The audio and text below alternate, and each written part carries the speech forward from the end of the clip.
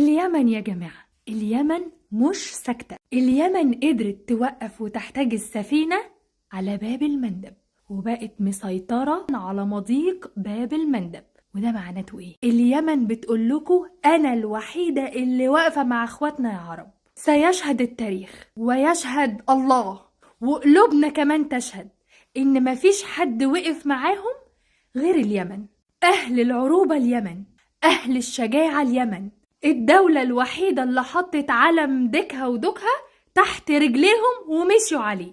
اليمن اللي سيدنا النبي قال عنها: ألا إن الإيمان يماني والحكمة يمانية وأجد نفس ربكم من قبل اليمن، والكعبة سمي ركنها بالركن اليماني. وعلى فكرة باللي حصل النهاردة كل المصالح في الشرق الأوسط هتقف، وقناة السويس هتتأثر. ولو كل حكام العرب وكل العرب ما وقفوش في إيد واحدة علشان خاطر نوقف على غزة وعلى اخواتنا، الدنيا هتبوظ حرفيا.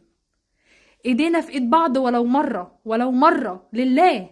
يمكن باللي حصل في السفينة النهاردة زي ما يكون نار بتبرد قلوبنا من اللي حصل لحسونة وساري، كلنا عارفينهم استشهدوا، راحوا لرب كريم. هم السابقون ونحن اللاحقون، هم أحياء عند ربهم يرزقون.